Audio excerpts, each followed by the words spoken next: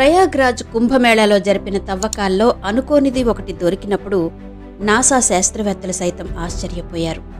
ఇంతకు అక్కడేం దొరికింది, ఏం జరిగింది? ఈ సంఘటన సనాతన ధర్మాన్ని ఎగతాళి చేసేవారందరికీ చెంపపెట్టులాంటిది. మరి మీరు సనాతన హిందువైతే ఈ వీడియోని చివరి వరకు తప్పకుండా చూడండి. ఎందుకంటే ఈరోజు మీరు భారతదేశంలో ఏ మూలలో తవ్వినా సనాతన ధర్మానికి సాక్ష్యం ఖచ్చితంగా ఏదో ఒక రూపంలో కనిపిస్తుంది అన్న అలాంటి ఒక సాక్ష్యం మీకు తెలుస్తుంది. అలాంటిదే ఒకటి ప్రయాగ్రాజ్లోని ఆ ప్రాంతంలో దొరికింది. అక్కడ మహాకుంభమేళా జరగబోతోంది. మహాకుంభ్ అనేది హిందూ మతం యొక్క ఒక ముఖ్యమైన పండుగ. దీనిని కుంభమేళా అని కూడా పిలుస్తారు. ఇది ప్రతి 12 సంవత్సరాలకు ఒకసారి జరుగుతుంది. ఈ పండుగ భారతదేశంలోని 4 పవిత్ర నదులు, 4 పుణ్యక్షేత్రాలలో మాత్రమే జరుగుతుంది. ప్రయాగ్రాజ్, హరిద్వార్, ఉజ్జయిని, నాసిక్లో మాత్రమే మహాకుంభమేళా జరుగుతుంది. హిందూ క్యాలెండర్ ప్రకారం మహాకుంభమేళా ప్రతి 12 సంవత్సరాలకు ఒకసారి వస్తుంది. ఇది మహాశివరాత్రితో ముగుస్తుంది. దీన్ని బట్టి కుంభమేళా వైభవాన్ని, గుర్తింపును అర్థం చేసుకోవచ్చు. కుంభమేళాలో పవిత్ర పుణ్యస్నానాలు ఆచరించడానికి లక్షలాది మంది భక్తులు తరలివస్తారు. ఈ ఏడాది కుంభమేళా 2025 జనవరి 13న ప్రారంభమై 2025 ఫిబ్రవరి 26న ముగుస్తుంది. కుంభమేళా 45 రోజుల పాటు జరుగుతుంది. మహాకుంభ్ ప్రారంభానికి ముందు ప్రయాగ్రాజ్ను మరింత గ్రాండ్ అండ్ బ్యూటిఫుల్గా తయారు చేస్తున్నారు. ఉత్తరప్రదేశ్ ప్రభుత్వం ప్రయాగ్రాజ్ వీధులను అందమైన పెయింటింగ్స్తో అలంకరించింది. అన్ని తోటల అందాల్ని, పార్కుల్ని తీర్చిదిద్దుతున్నారు. గంగా నదిలో కొత్త సాంకేతిక పరిజ్ఞానాన్ని ఉపయోగించి భద్రతను పెంచారు. దీంతో పాటు ఉత్తరప్రదేశ్ ప్రభుత్వం ప్రయాగ్రాజ్లోని వివిధ ప్రాంతాల్లో మహాకుంభ్ కింద 30 గ్రాండ్ గేట్లను నిర్మించడం ప్రారంభించింది. ఈ గేట్లన్నింటిలో సెల్ఫీ పాయింట్లుంటాయి. దీపస్తంభాలు, పోర్టబుల్ టూరిస్ట్ ఇన్ఫర్మేషన్ సెంటర్లు నిర్మించాల్సి ఉంది. దేశంలోని వివిధ ప్రాంతాల నుంచి కార్మికులను పిలిపించి ప్రయాగ్రాజ్లోని వివిధ ప్రాంతాల్లో మహాకుంభమేళా ఏర్పాట్లు ఘనంగా ప్రారంభమయ్యాయి. అయితే ఇక స్టోరీలోకి వెళ్తే, విజయ్ అనే కార్మికుడు, అతను ఉత్తరప్రదేశ్లోని ఝాన్సీ నివాసి. గేటును తయారు చేయడానికి ఇతర కార్మికులతో కలిసి పనిచేయడం స్టార్ట్ చేశాడు.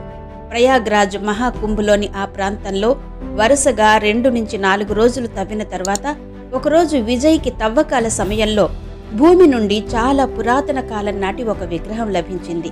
దాని పొడవు కేవలం 1 అడుగు మాత్రమే. అది విష్ణువు విగ్రహం. చాలా అద్భుతంగా, దైవికంగా కనిపిస్తోంది. తవ్వకం పనులు చేస్తూ మధ్యాహ్నం 2 గంటలైంది.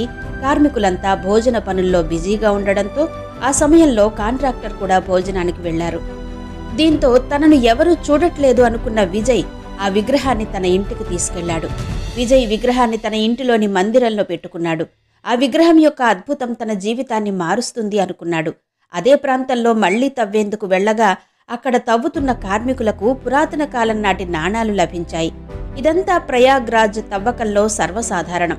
ఎందుకంటే దీనికి ముందు కూడా ప్రయాగ్రాజ్లోని వివిధ ప్రాంతాలలో తవ్వకాలు జరిపినప్పుడు పగిలిన బుద్ధుడి విగ్రహాలు, నాణాలు దొరికాయి. అలాంటి విలువైన వారసత్వ సంపద ఎక్కడైనా ఎవరికైనా దొరికితే గనక వాటిని ప్రభుత్వానికి జమ చేయాల్సి ఉంటుంది. కానీ విజయ్ నిశ్శబ్దంగా తనకు దొరికిన పురాతన విగ్రహాన్ని తన ఇంటికి తీసుకెళ్లాడు. ఇక ఆ రోజు రాత్రి నుంచి విజయ్కు రోజు ఎప్పుడూ లేనిది రకరకాల పీడకలలు రావడం మొదలయ్యాయి. కొన్నిసార్లు కలలో నల్లటి ముక్కు, కొన్నిసార్లు పోలీస్ స్టేషన్ కనిపించాయి. వారం రోజుల పాటు తనకు కలలో కనిపించిన ప్రాంతంలో నేలను తవ్వే పనిలో పడ్డాడు. రోజు అలాంటి పీడకలలే వస్తుండేసరికి చివరికి ఒక విషయాన్ని అర్థం చేసుకున్నాడు. ఈ విగ్రహాన్ని తన ఇంటికి తీసుకురావడం వల్లనే ఇదంతా జరుగుతోందని అనుకున్నాడు. కానీ ఒకవేళ ఈ విషయం బయటపడితే తాను జైలు పాలవుతానని భయపడ్డాడు. దీంతో మరుసటి రోజు తవ్వకం సమయంలో ఆ విగ్రహాన్ని తన వెంట తెచ్చుకున్న విజయ్ తవ్వకంలో ఆ విగ్రహం దొరికిందన్నట్టు అందరికీ చూపించి అందరి ముందు దాన్ని పెట్టాడు. ఆ విగ్రహం యొక్క ఆకారం ఎలా ఉందంటే విష్ణువు శేషనాగు మీద పడుకుని సేద తీరుతుని దైవికంగా ఉన్న విగ్రహం అది. ఆ తర్వాత శాస్త్రవేత్తల బృందం అక్కడికి వచ్చింది. వాళ్ళంతా ఆ విగ్రహాన్ని పరిశీలించారు. ఆ విగ్రహానికి సంబంధించిన ఇన్వెస్టిగేషన్ రిపోర్టు బయటకు రావడంతో నిజానిజాలు తెలుసుకుని అందరూ ఉలిక్కిపడ్డారు. ఈ విగ్రహం సుమారు 3000 సంవత్సరాల పురాతనమైనది. ఈ రోజుల్లో దొరకని రాయితో దీన్ని తయారు చేశారు. ఆ విగ్రహం ఖరీదు కోట్లలో ఉంటుందని చెప్పారు. ఆ తర్వాత అధికారులు ఒక నిర్ణయం తీసుకున్నారు. కుంభమేళాకు వచ్చిన భక్తులందరూ చూసేందుకు వీలుగా మహాకుంభమేళా సందర్భంగా విగ్రహాన్ని మ్యూజియంలో ఉంచాలని ప్రభుత్వం నిర్ణయించింది. నిజంగా హిందూ మతం, హిందూ ధర్మం, సనాతన ధర్మం ప్రపంచవ్యాప్తంగా ఎక్కడికి వెళ్లినా మన ఆనవాళ్లే బయటపడతాయన్నదే ఈ కథలోని సారాంశం. విజయ్ అంతటి అపురూపమైన విగ్రహాన్ని తన ఇంట్లో ఉంచుకోలేకపోయాడని విషయంగా చాలా బాధపడ్డాడు. కాని మనసులో ఎప్పటికైనా ఆ సర్వేశ్వరుడే కాపాడతాడని అనుకున్నాడు. ఇక త్రివేణి సంగమం ప్రయాగ్రాజ్లో మహాకుంభమేళ నిర్వహణకు అంగరంగ వైభవంగా ఏర్పాట్లు చేస్తున్నారు. వచ్చే ఏడాదిలో ఈ మహాకుంభమేళాను నిర్వహించనున్నారు. దేశ విదేశాల నుంచి భారీ సంఖ్యలో ప్రయాగ్రాజ్కు పర్యాటకులు రానున్న నేపథ్యంలో భద్రతను కట్టుదిట్టం చేస్తున్నారు. ఈ మహాకుంభమేళాలో మోహరించే పోలీసులకు ప్రత్యేక శిక్షణ ఇస్తున్నారు. అంతేకాదు మాంసాహారం, మద్యానికి దూరంగా ఉంటూ మంచిగా ప్రవర్తించాలని సూచించారు. 12 సంవత్సరాల తర్వాత ప్రయాగ్రాజ్లో 13 జనవరి 2025న పుష్యమాసంలో పౌర్ణమి రోజున మహాకుంభమేళ ప్రారంభమవుతుంది. ఇలాంటి పరిస్థితుల్లో ప్రపంచంలోనే అతిపెద్ద సంగమం, మత విశ్వాసానికి కేంద్రం అయిన మహాకుంభమేళాలో మోహరించిన పోలీసులకు అనేక రకాల శిక్షణలు ఇస్తున్నారు.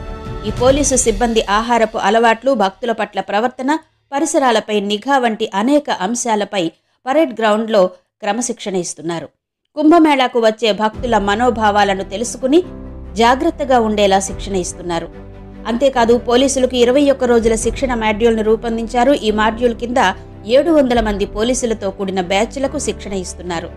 ఇప్పటి వరకు 1500 మంది పోలీసులకు శిక్షణ కార్యక్రమం పూర్తయింది. అంతేకాదు మొత్తం 40,000 మంది పోలీసులకు శిక్షణ ఇవ్వాలని లక్ష్యంగా పెట్టుకున్నామని కూడా అధికారులు చెబుతున్నారు. మహాకుంభమేళాలో విశ్వాసానికి సేవకులుగా పనిచేసేందుకు పోలీసులను ప్రోత్సహిస్తున్నారు. బందోబస్తుతో పాటు యాత్రికులకు సంతోషకరమైన వాతావరణం కల్పించడంపై పోలీసులు దృష్టి సారిస్తారు. పోలీస్మెన్ ఈ మహాకుంభమేళా జరిగే సమయంలో ఆహారం పూర్తిగా శాకాహారంగా మారుతోంది. ఉద్యోగులందరూ భక్తుల విశ్వాసాన్ని గౌరవిస్తూ పనిచేయాలని ఆదేశించారు. దీంతో పాటు మద్యానికి దూరం పాటించాలని ఆదేశాలు జారీ చేశారు.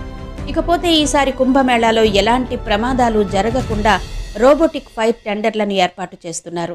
200 అగ్నిమాపక కమాండోలను కూడా ఉంచబోతున్నారు. అత్యవసర సమయాల్లో సిబ్బంది చేరుకోలేని ప్రాంతాలకు వెళ్లేందుకు 3 రోబోటిక్ ఫైర్ టెండర్లను కూడా వాడుతున్నారు. ఒక్కొక్క రోబో 20 నుంచి 25 కిలోల బరువు ఉంటుంది. ఈ రోబోలు మెట్లెక్కడంతో పాటు మంటలను అదుపు చేస్తాయి. దీంతో పాటు 35 మీటర్ల ఎత్తు నుంచి నీటిని స్ప్రే చేసే ఆర్టిక్యులేటింగ్ వాటర్ టవర్లు, అత్యాధునిక సాంకేతిక పరిజ్ఞానంతో కూడిన కెమెరాలు ఏర్పాటు చేస్తున్నారు. జనవరిలో జరిగే కుంభమేళాకు ఎన్డీఆర్ఎఫ్, ఎన్టీఆర్ఎఫ్ తరహాలో ప్రత్యేక శిక్షణ తీసుకున్న ఎన్టీఆర్టీని పేరుతో 200 మంది సిబ్బందికి ట్రైనింగ్ ఇస్తున్నారు. వారు జాతర సమయంలో హై రిస్క్ జోన్లలో మోహరిస్తారు. మహాకుంభ సమయంలో పవిత్ర నదిలో స్నానం చేయడం వల్ల ఒక వ్యక్తి అన్ని రకాల వ్యాధులు, పాపాల నుండి విముక్తి పొందుతాడని మత విశ్వాసం. మహాకుంభ పౌష్ పూర్ణిమ రోజున ప్రారంభమై మహాశివరాత్రి రోజున ముగుస్తుంది. 2025లో మహాకుంభమేళ జనవరి 13, 2025 నుండి ప్రారంభమై ఫిబ్రవరి 26, 2025న ముగుస్తుంది. అంటే ఈ మహాకుంభమేళ 45 రోజుల పాటు జరుగుతుంది.